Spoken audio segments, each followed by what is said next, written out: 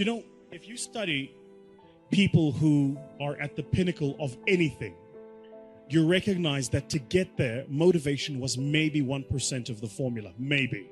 1%. And I'll prove it to you.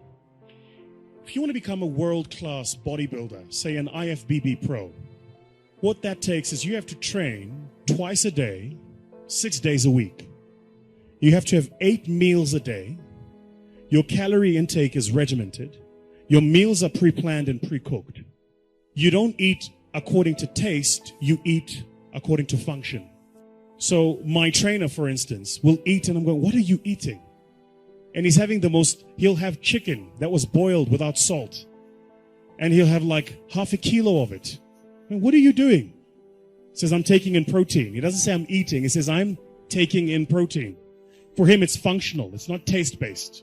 Then you will probably have to train for a minimum. And this is if you are a genetic phenom.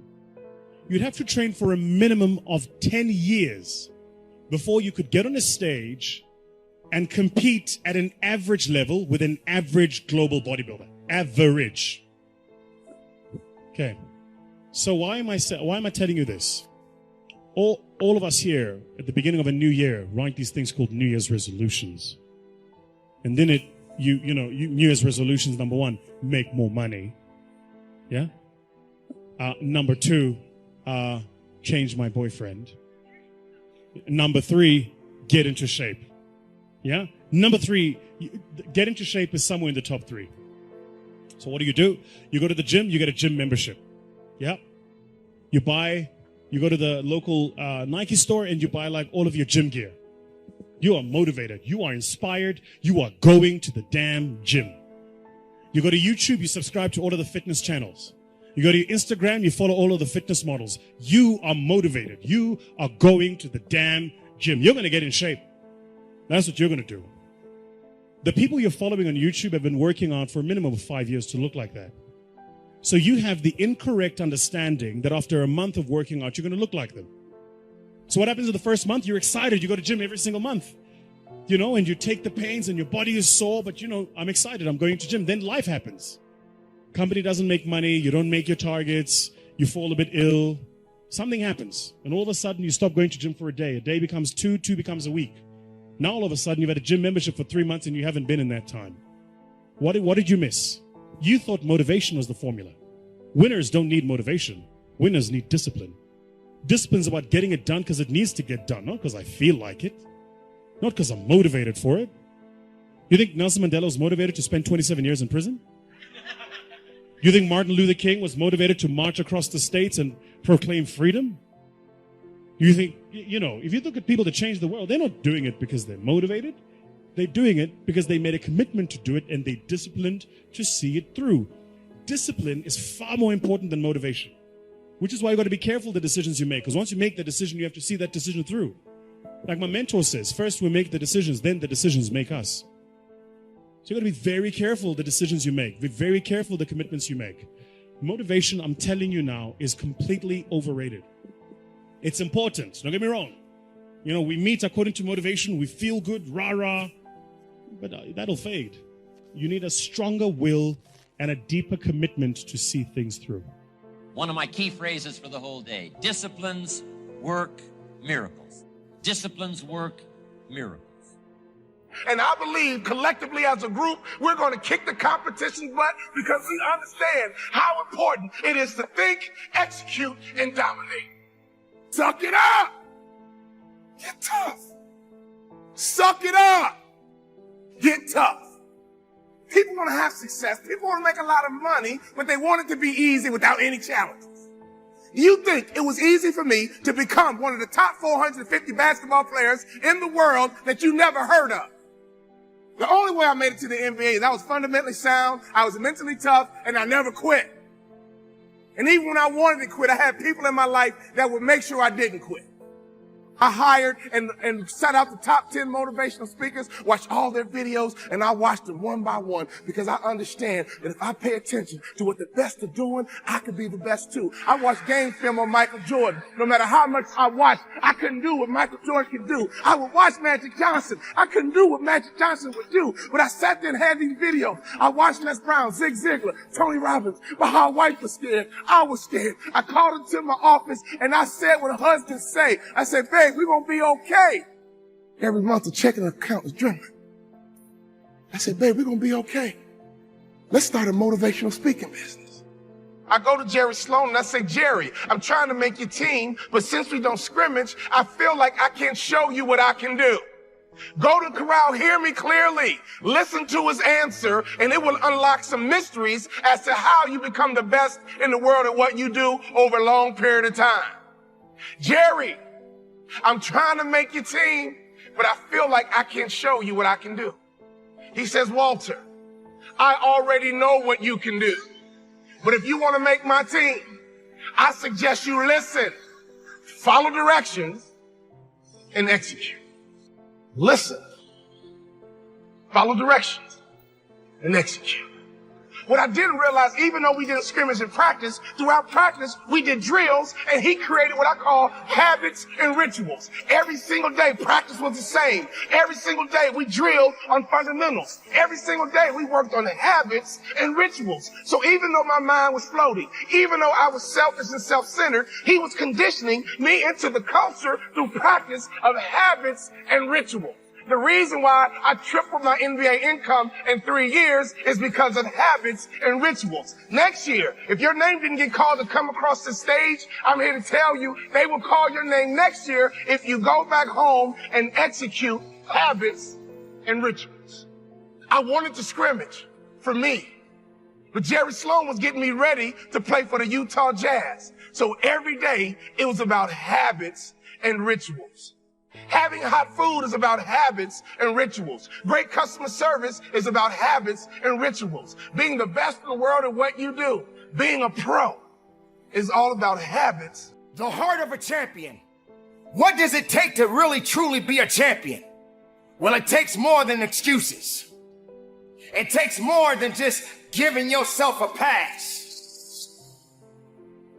There are only so many champions in the world. And true champions understand what dedication and hard work really is.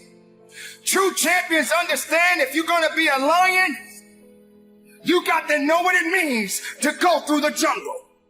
You can't pretend or fake it just to make it. To be a champion. When everybody else is sleeping, the champion is the one that wakes up. The champion gets up before the sun comes up. The champion is the one that never lets the sun catch them sleeping. There will become a time when you have to realize that you got to put in the work and you got to understand that if you're going to do it, you better do it with the right attitude. Because attitude is what's going to take to get you to the level that you need to be and beyond it. Champions don't just come overnight. Champions have to grow. Champions have to work. Champions have to dig. Champions have to believe. Champions don't have time to wait around for something to happen on its own. Being a champion takes work, grit, and understanding that if you're trying to be better than the opponent, you got to work a little bit harder than the person that you up against. You must build a mindset for success.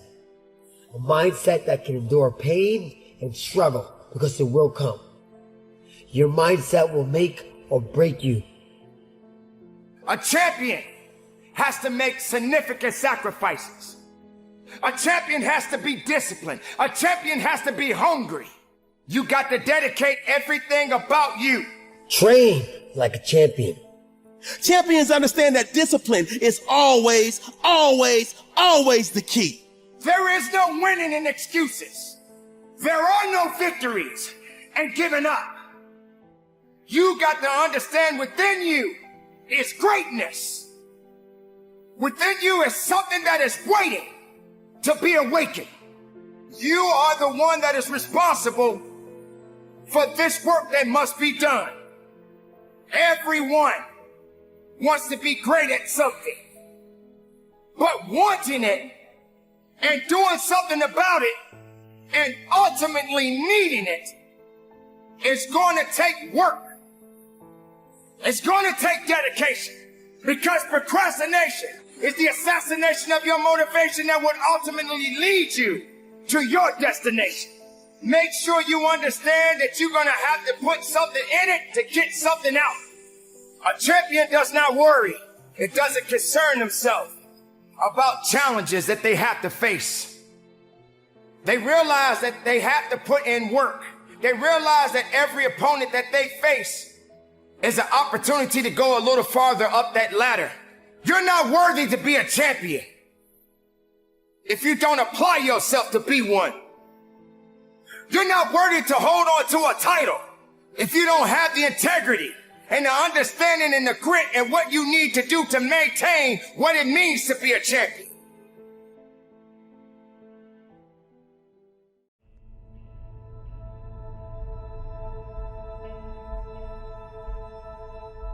People want to know how to stop the laziness, and they want to know how to stop the procrastination. They have some idea in their head, some kind of a vision of what they want to do, but they don't know where to start. They don't know where to start it, They don't know where to start. And so they say, hey, where do I start? And when's the best time to start? And I have a very simple answer for that. Here and now.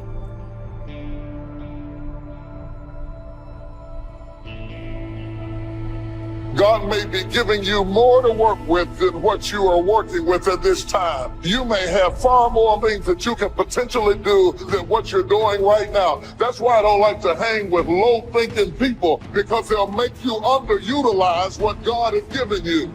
You need somebody to challenge you that you could be doing more than what you're doing right now. You could have more than you have right now, and somebody's got to be bold enough to look you in the face and empower you to go into the enemy's camp and take back what he stole from you.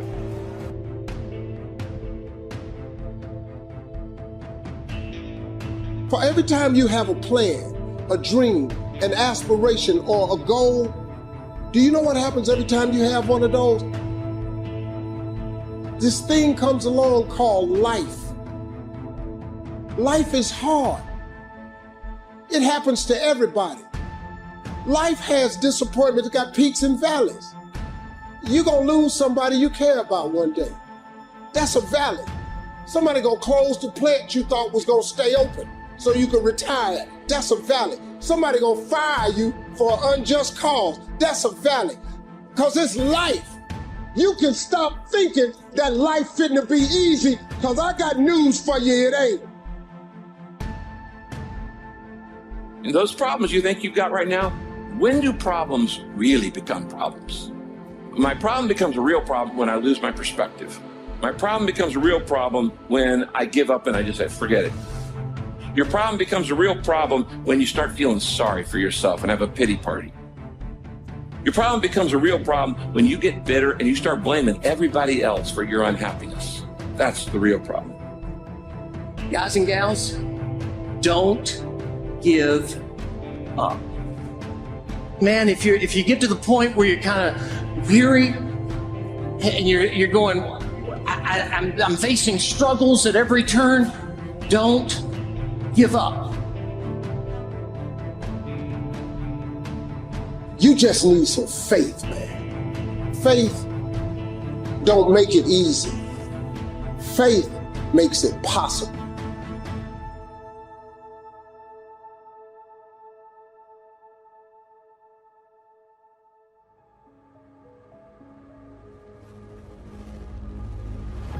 But it's hard to let go of what you've been holding on to for so long, even if it's not working anymore. It's really hard to let go. It's like, beg you, see it differently. I beg you to let go. It's not normal. It's just old. It's time to drop it and move forward. You may be a product of your past, but you don't have to be a prisoner of your past. everything that's inflexible and everything that's not ready, everything that's backwards and everything that's negative and everything that's carnal and everything that's holding me back, I refuse to take it over into another year and waste another new year with an old mind. The devil is a lie. Just because you're used to it doesn't make it normal. Some of you are taking too much time trying to convince people to love you that do not matter. Tolerating and trying to get people engaged that don't matter, that don't care, that are never ever going to help you get into your destiny. I came to preach to somebody who everybody else might have given up on you. And life might not be where you want it to be, and you might not have been what you could have been, but it's not too late to become who you are. We find ourselves announcing our standards to our relatives, our friends, our associates.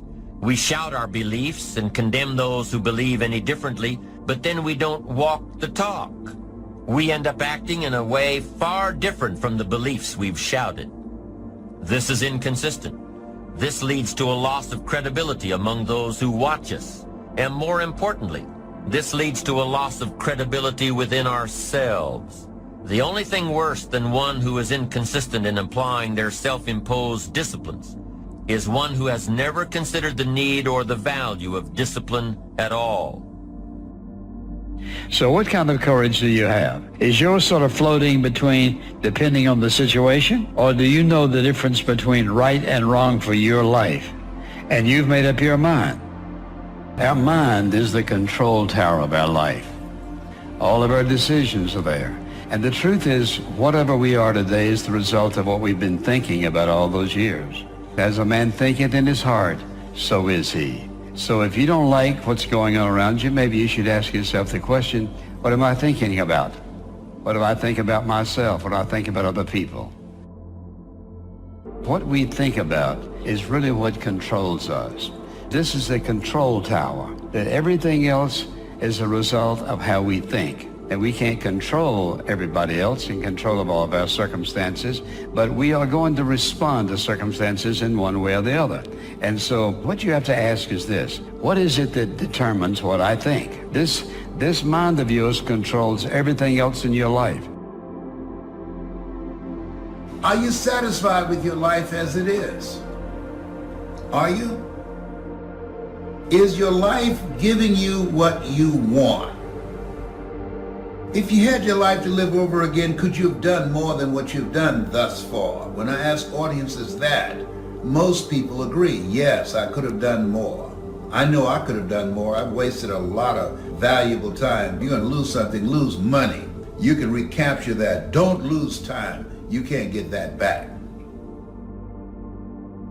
But I think being grateful probably is number one. If you've got a job, you got to be grateful. Say, this isn't the greatest job in the world. Even if it's a transitional job getting you where you want to go, you got to be grateful. You don't have to love your job or be passionate about your job. Just passionate about staying steady, working hard, learning skills, doing this job so well that the next one will be even better, and taking such good care of this opportunity, another one will present itself. What's next for me? After all of this, I don't think that things just happen.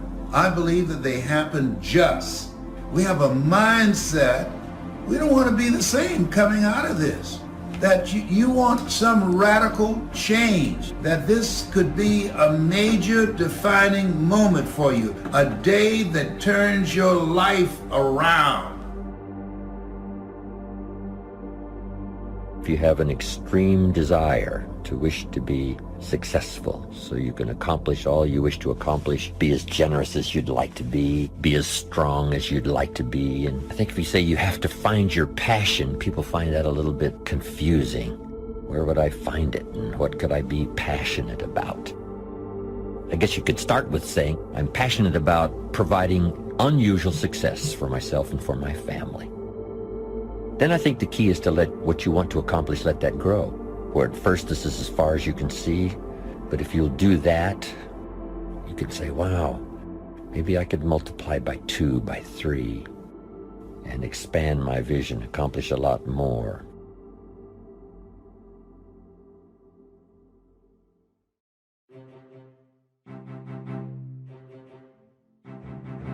Every single time I hear about an issue, every single time I hear another story of pain, every single time I see a seemingly impossible situation, I smile wryly because I know by the grace of God and by His power, I have a testimony. Come on, it is never too late. Kiss that wrong self-image goodbye. Victory starts in your thinking. Abundance, it starts in our mind. You can't think the same way and expect different results. Start embracing who God says you are. I want to tell you something today. The moment you make up your mind to get up, you can get up. And no devil in hell, no government, no power, no boss, or anything else can hold you. Once you are free in your mind, you are free.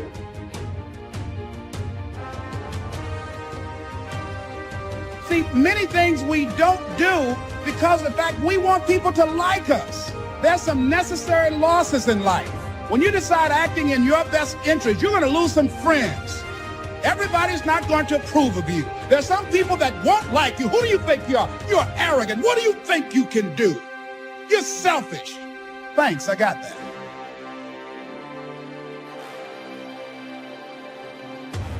Poor thinking habits keeps most people poor. Not poor working habits. Most people work hard, but they don't think hard. The mind is like a factory, a mental factory. And whatever you think about all day long pours ingredients into this mental factory. And that's what builds the economic, social, financial fabric of your life.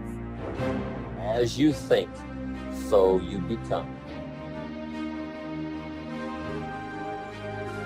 Program your mind, because all that you will do or not do, have or not have, accomplish or not accomplish, will be a direct derivative of what's going on inside of your mind. So if you don't get clear thinking on an issue, you won't be able to develop in that area. Look at somebody and say, it's time for a change. Well, what stops us? What stops us from making the changes that we need in our behavior, in our situation? It's the mind.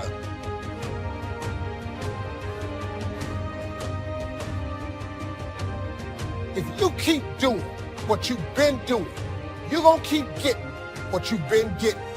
So if you're at a place in your life and you ain't happy with it, you have to change some things. But you have to make a conscientious decision that you're going to change. And it's not dependent on anybody else. It don't matter what your mama think. It don't matter what your coworkers think. It don't matter what your siblings think. It don't matter. This decision is yours and yours alone.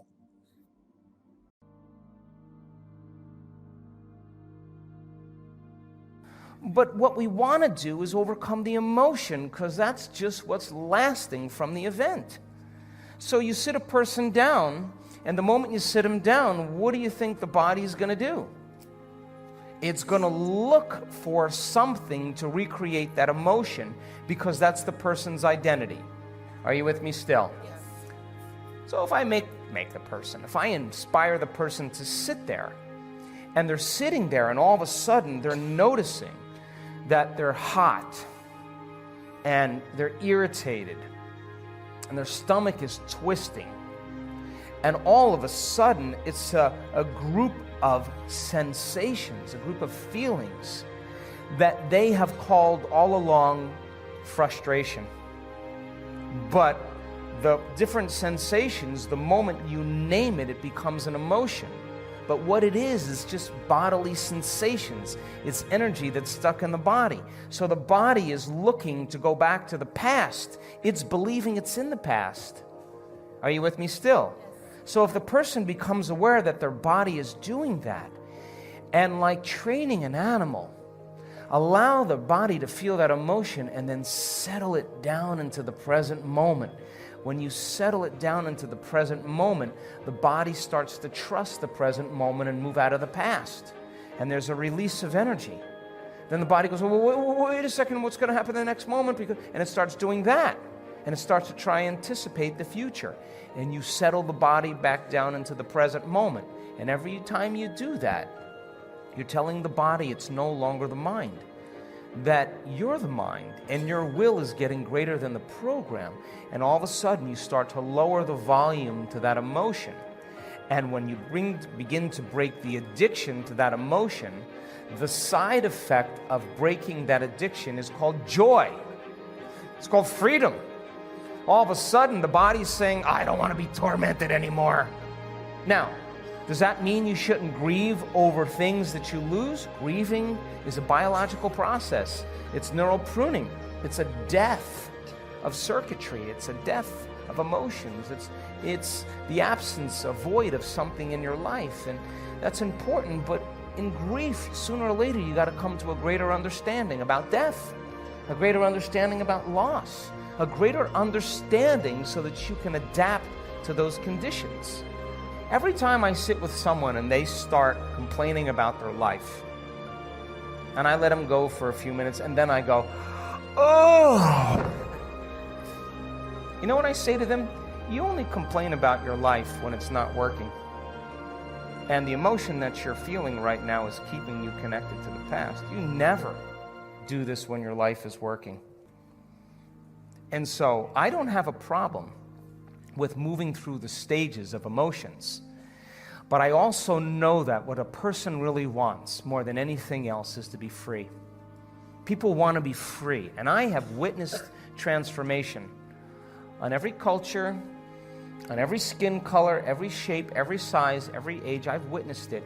And the same radiance that takes place in a person's face, a light behind their eyes, a different physical presentation of their face is eminent, it's real.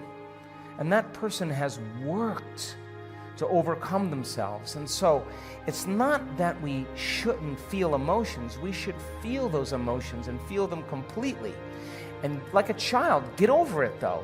And people these days, they say, oh, you gotta let your emotions out. You gotta let your emotions out. If you gotta cry.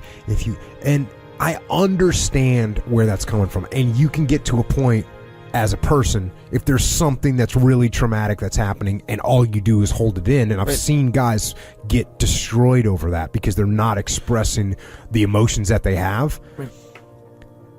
But that's at a big level, right? At a daily level, no.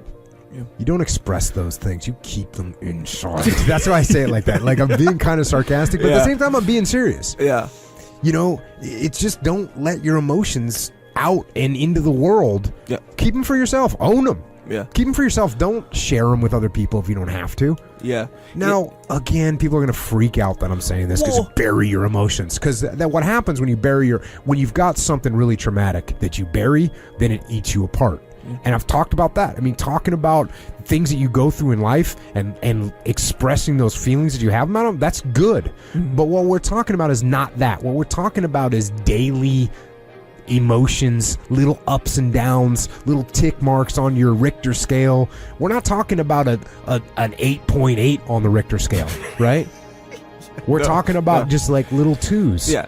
And when you express those 2s and 3s on the Richter scale out to people, you just look unstable. It's a great point that oftentimes expressing your emotions to the world doesn't improve your situation or your position at all. Correct. In fact, I would say that most of the time, expressing your emotions to the world sets you back. And that is why I vote in many cases to stifle your emotions. Keep them in. Yeah. Don't let other people see. You put your cards on the table, right? You put your emotional cards on the table. Now you can't gamble anymore. You're not in the game anymore. The person knows what's going on. That you're giving it to them. You're not going to know what I'm thinking. You're going to think everything's cool with me. Yeah. We're training jiu-jitsu, right? If I'm getting frustrated and I show that to you, what does that do? You're getting, all of a sudden, you just go level up. You think, oh, I got him. He's frustrated right now. He can't. Oh, I'm working. This is working against him. If I'm just saying the same face all the time, which is what I do primarily, hey, same face all the time. Just, moving the same way. When you do get me, I forget what you say. When you get me to react to something good. I recognize the urgency. Yeah, you say, oh, I recognize a little urgency there. And I always go, damn. I don't want him to recognize. I'd rather just have you just pass my guard and you're just there and me just sit there like it's no big deal because it's not. than me get all panicky. Yeah. Where then you level up a little bit. Mm-hmm. And it's the same thing with life, right? Yep. Every time you express these big emotions to your boss or to your team, you express these big emotions to your team, they see all your cards. Don't let them see all your cards. Is this manipulating?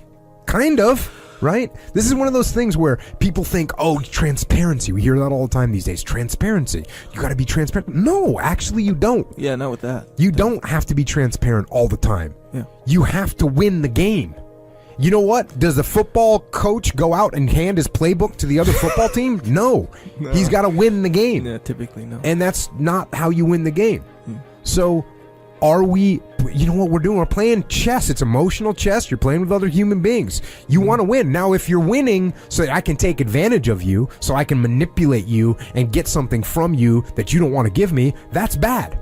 And I'm not talking about doing that. But if what I'm doing is keeping my calm so that instead of escalating an argument with you, I'm getting you to see it from my perspective just by remaining calm, that's what we're talking about here. And what is an emotion? And again, like a thought is an energy entity, an emotion too is an entity that is an energy form. You cannot see it, but you can only see how it manifests in the external world. But an emotion is an energy form that lives in you. It's a little entity. And if you recognize it, then there's an awareness there. Without awareness, often you can easily be run by your emotions.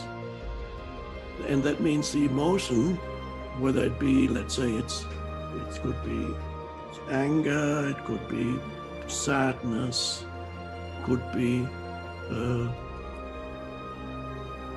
anxiety, whatever it may be, deep regret, jealousy, envy, whatever it is, the emotion,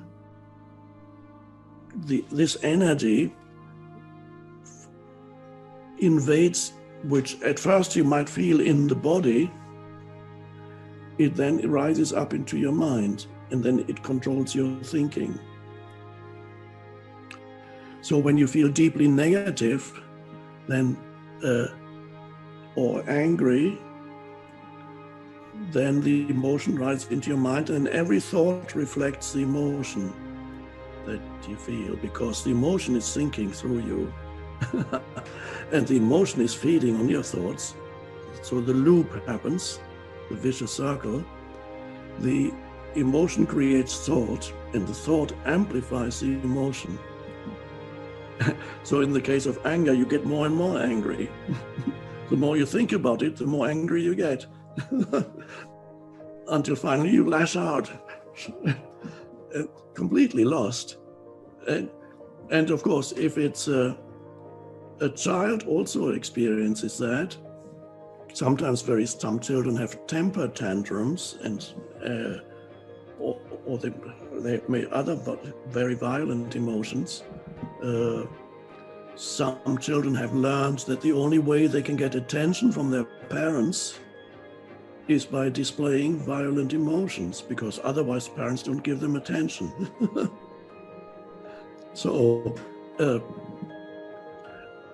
a child would say, as you know, if you're probably aware of the term I use, pain body. Pain body is the term I use for an accumulation of old emotion that still lives in you. It's unrecognized as emotion. It lives in you as an entity. It's an accumulation of negative emotion, or often goes back to early childhood. An accumulation of negative emotion that hasn't left you, that dwells in your body somewhere. And I call it the pain body. And it's helpful to look at it as a little entity almost, an entity that lives in you, a gremlin.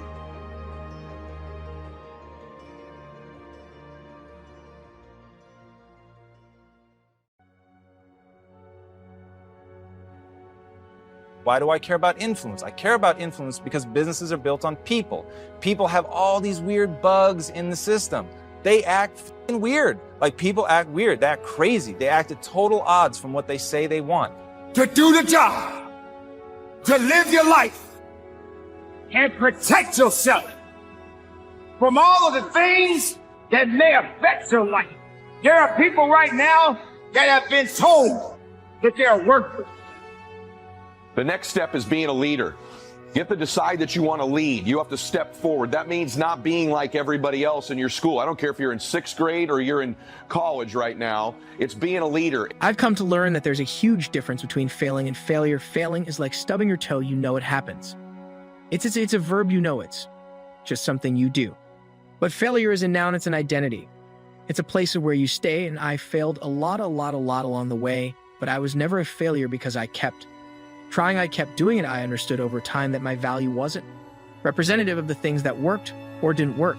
It's really bizarre. And one of the things, it's bizarre until you really get into the psychology of why it is. Once you understand why it is, then you can have some influence over it. So that really is the thing nobody talks about. And I'm always weirded out how nobody talks about emotion. Nobody wants to connect. Brene Brown talks about vulnerability. If you don't know Brene Brown, look her up. Dude, I will be the most vulnerable cat whenever, because it tells people I'm real. It gives you real insight into me as a human being. Now, why is that important? Because you know, I wouldn't do it if it didn't move me towards my goals. So even vulnerability for me is a strategy. But the reason it works is because I'm opening myself up as a human being. Connection regrets are, if only I'd reached out. And these are regrets about relationships, where you have a relationship, or you should have had a relationship, and it comes apart, usually through drifts, and you want to reach out, but you don't because you think it's going to be awkward and the other side's not going to care, so it drifts out even more. And then in some cases, it ends up being too late. And so these 4 regrets, to me, reveal what makes life worth living. What do we want out of life? We want a stable foundation. We want some stability. We want a chance to do something. We want a chance to learn and grow and lead a psychologically rich life. You're connecting with people on a real level. It is just a truth. Human beings want to connect with authentic people. And the people they distrust the most are the ones that they can't understand their motives. When you don't understand someone's motives, I'll speak for myself. When I don't understand someone's motives, they freak me out. I can feel them trying to move me around the chessboard, and I don't know why. I don't mind when I feel someone moving me around the chessboard when I know why they're doing it, because then I can decide if I want to move or not. But if I don't know why, there's just that resistance to being moved, the unknown, the unease that causes. So once I fully accepted that I was dealing with humans, that they didn't want to feel me moving them around the chessboard, that they would respond if I opened myself up to them, they would open themselves up to me, that they would open themselves up to each other, that we could really get some teamwork and some cohesion.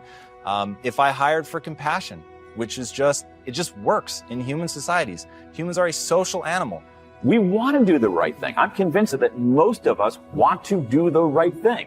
And what else do we want? We want love. We want connection to other people. And that's what makes life worth living. In a weird way, regret also taught me about what makes a good life, because I had collected 16,000 regrets from people in 105 countries.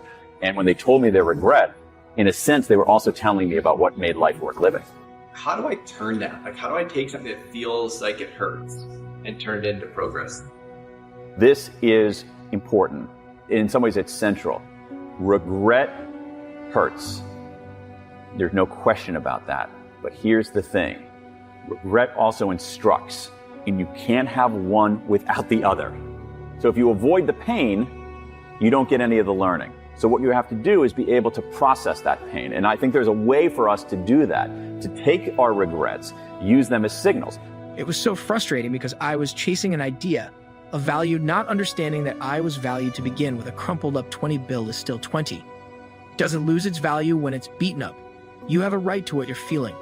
But just because you feel it doesn't mean it's real.